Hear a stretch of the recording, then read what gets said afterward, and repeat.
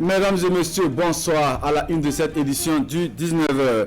Rapprocher la justice du justiciable, c'est tout le sens de ces assises criminelles de la cour d'appel de Fada-Ngourma, délocalisée à Tinkodogo.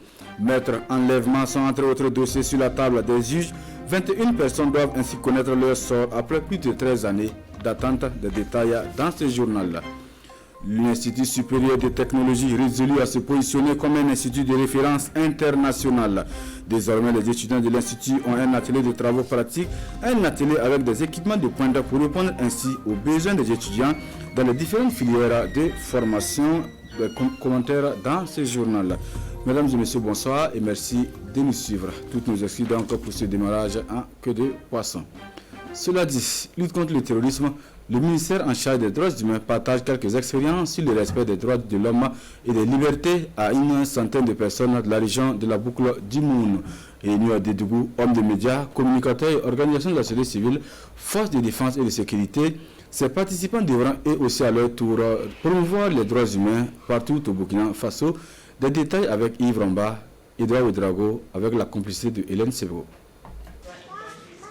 Le département de Maminata Ouattara veut concilier le respect des droits humains et des libertés publiques à la lutte contre le terrorisme. Pour relever le défi, le ministère en charge des droits humains décide d'associer les couches sociales à son combat. Avant d'aller sur le terrain de la sensibilisation, ces participants réunis ici à Dédougou se familiarisent avec les concepts relatifs aux droits humains. Nous allons définir le concept de droits humains et donner les différentes catégories de droits humains, les principes fondamentaux des droits humains et les droits intangibles, ça veut dire les droits qu'on ne peut pas toucher même en temps de circonstances exceptionnelles. Également, nous allons présenter les instruments juridiques de protection des droits humains et en troisième thème, nous aborderons le rôle des acteurs. La lutte contre le terrorisme doit se faire dans le respect des conventions signées par le Burkina Faso en matière des droits humains. Il faut que dans cette lutte contre l'insécurité, cette lutte contre le terrorisme, on puisse le faire en respectant un certain nombre de règles, un certain nombre de conventions auxquelles nous avons nous-mêmes adhéré, tout en préservant surtout la vie. À la sortie de cet atelier de partage d'expériences, les participants vont pouvoir accompagner les acteurs engagés dans la lutte contre le terrorisme. Un combat soucieux des droits humains et des libertés publiques. Dans l'actualité ce soir, la cour d'appel de Fada-Ngourma délocalisée à Tinkodogo le temps d'une audience foraine. Sur un dossier inscrit au rôle, 3 vont effectivement être jugés. Des dossiers de meurtre, d'enlèvement et de délaissement aggravé d'enfants. 21 personnes sont appelées à la barre après plus de 13 années d'attente pour certains accusés. Suivant le compte rendu de l'audience avec Hassan Gebré et Tanga Robert Kafando.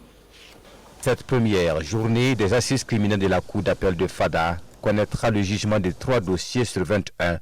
3 dossiers de meurtre, d'enlèvement et de délaissement aggravé d'enfants. À ces assises criminelles, 21 personnes, dont 2 femmes, connaîtront leur sort après plus de 13 ans d'attente pour certains. On a décidé de délocaliser la présente session pour rapprocher la justice du justiciable. Tinkodogo est à 130 km de Fada-Ngourma, du siège de la cour d'appel, et ce n'est pas évident que les parties civiles et les témoins aient accès facilement à cette juridiction. Pour les avocats de la défense, ces assises constituent une occasion pour les clients de se défendre à la barre.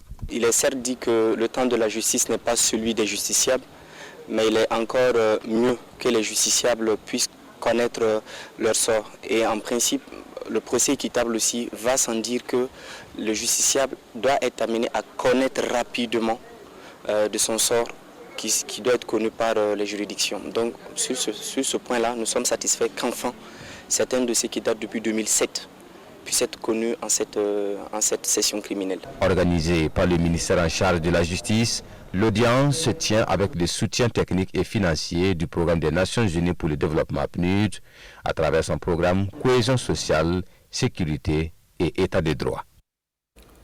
Satisfaisant, c'est le bilan qui se dégage du projet sur la réduction de la santé sexuelle et reproductive et la mortalité maternelle et infantile dans la région de l'Est. Après 5 ans de mise en œuvre dans la région, la coordination de l'ONG espagnole Medicus Mundi dresse ainsi son bilan.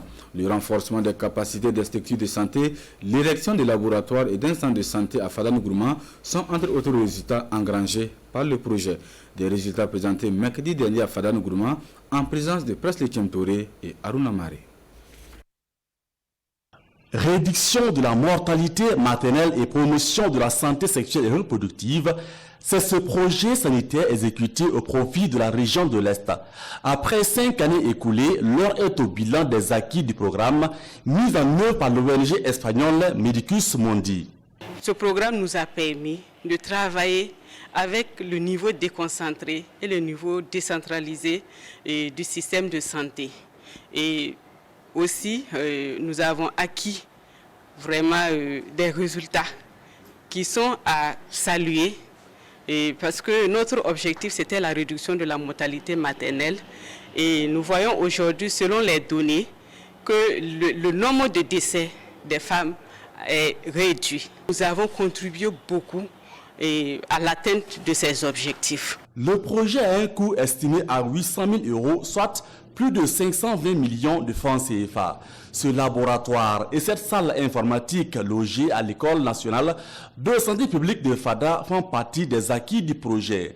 Autre réalisation, la maternité du CSPS urbain numéro 1 de Fada. Une maternité construite et équipée par l'ONG Medicus Mundi. En termes de fréquentation, pour ce qui concerne les chiffres, il faut se dire déjà que nous sommes entre 70 et 100 accouchements par mois, ce qui est assez élevé. Vraiment, ça va nous aider beaucoup dans la qualité de la prise en charge des patientes qui viennent des parturientes.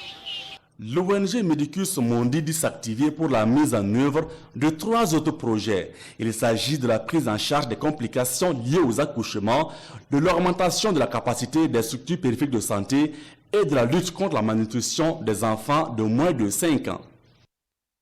Ici à Ouagadougou, le ministère en charge de l'éducation nationale, plus que jamais engagé dans le renforcement des capacités de son personnel. Des ressources pédagogiques numériques seront bientôt mises à la disposition des enseignants.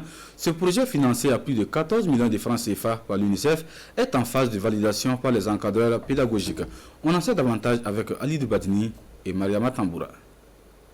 Développer des outils d'aide pour faciliter la préparation des cours des enseignants du primaire grâce à des ressources pédagogiques numériques.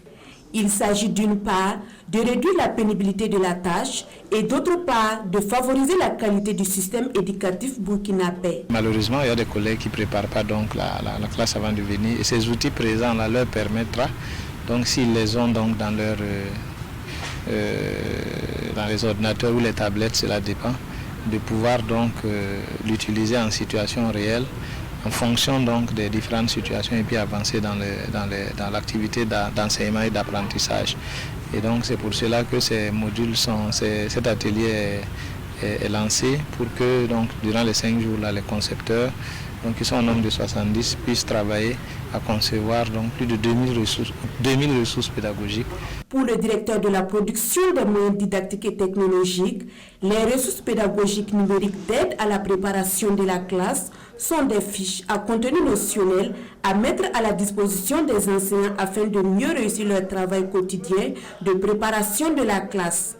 Les ressources reçues seront validées par une équipe de 25 encadreurs pédagogiques et seront mises sur le site fasoeducation.net. Une circulaire viendra ensuite inviter les enseignants à se les approprier. L'Institut supérieur de technologie IST dispose désormais d'un atelier de travaux pratiques. Avec des équipements de pointe, cet atelier vient améliorer les connaissances pratiques des étudiants. L'IST ambitionne ainsi se positionner comme un institut de référence dans la sous-région et même hors du continent. On en sait davantage avec Salif Belem et Vincent Tiendrebego. Cette coupure de ruban marque l'inauguration officielle de l'atelier de travaux pratiques de l'Institut supérieur de technologie IST. Un atelier avec des équipements de pointe pour répondre aux besoins des étudiants dans les différentes filières de formation. ce qui leur permettra de concilier théorie et pratique. Nous avons acquis du matériel pour faire du génie mécanique. Nous avons des tours, nous avons des machines à commande numérique, des imprimantes 3D. Nous avons aussi du matériel de génie biomédical qui nous a été offert par l'hôpital Saint-Camille. Voilà, du matériel réformé que nous utilisons pour former nos étudiants. Nous avons du matériel pour faire donc du génie minier, pour faire du génie civil, pour faire de l'électrotechnique, de l'électronique, de l'informatique en partenariat. Donc nous avons eu un partenariat avec Microsoft. Et nous avons aussi du matériel pour faire de l'agroalimentaire. Bref, tous les domaines donc aussi de l'énergie nouvelle et renouvelable. Donc tous les domaines de formation ont été couverts. Permettre également aux étudiants des universités publiques de mettre en pratique les connaissances reçues, c'est le vœu du premier responsable du département en charge de l'enseignement supérieur, d'où son invite à une collaboration entre l'IST et ses universités publiques. L'idée, c'est que si on a des étudiants qui travaillent dans le domaine du génie mécanique, par le mécanisme de collaboration, on doit pouvoir venir ici pour leur faire de la pratique. Et c'est comme ça que lui aussi il peut amortir donc ses équipements en ayant des gens qui viennent du public dans des conditions bien précises. L'inauguration de cet atelier se tient dans le cadre de la célébration du 20e anniversaire de l'IST. L'acquisition de ces équipements s'élève à 200 millions de francs CFA, une acquisition rendue possible grâce à l'accompagnement financier de plusieurs partenaires. Le programme START a fait de son côté la restitution de l'étude sur la durabilité du mécanisme de facturation des services. C'est un programme qui ambitionne promouvoir l'inclusion financière des petits producteurs ruraux. Et de cette rencontre, il est donc attendu des pistes de collaboration possibles identifiées par les participants à même de fédérer les énergies pour une meilleure vulgarisation des mécanismes de facturation. À ce jour, 5 organisations bénéficient du programme START. Ali Doubadini, Oumar Zombré. Partager les résultats de l'étude du programme Strengthening African Rural Small Orders (STARS) sur les conditions de la durabilité du mécanisme de facturation réalisé auprès des organisations de producteurs OPS, tel est l'un des objectifs de cet atelier. Les participants vont aussi faire des recommandations et ébaucher des pistes de solutions pour une meilleure vulgarisation du mécanisme de facturation des services aux membres des organisations de producteurs. Ce mécanisme dont il est fait cas puisse vraiment définir les contours de la fixation de ces services-là qui, en tout cas, vont être déployés par les organisations au profit de leurs membres. Vous savez que nos organisations de producteurs, dans une dynamique de pérennisation, de durabilité, doivent pouvoir, en tout cas, se rendre utiles, en tout cas, à leurs membres, à leurs coopérateurs. Les participants de cet atelier sont membres des organisations des producteurs, des ONG, des projets de programme et des partenaires techniques et financiers. Ils vont mettre à la disposition des organisations de producteurs un outil qui va impulser une nouvelle dynamique vers la professionnalisation et la responsabilisation des acteurs pour des services appropriés. L'approche M4P, c'est une approche qui aujourd'hui nous inscrit dans une dynamique de durabilité. Aujourd'hui, il faut travailler à ce que, même en l'absence des projets, en l'absence des programmes, n'est-ce pas, nos organisations fêtières continuent à servir leurs membres de façon efficace. Il faudrait que ce soit pérenne ces activités-là. Exécuté par ICCO Coopération en partenariat avec la fondation Mastercard, le programme Strengthening African Rural Smallholders (STARS) est présent dans 4 pays africains, à savoir le Burkina Faso, le Sénégal, l'Éthiopie et le Rwanda.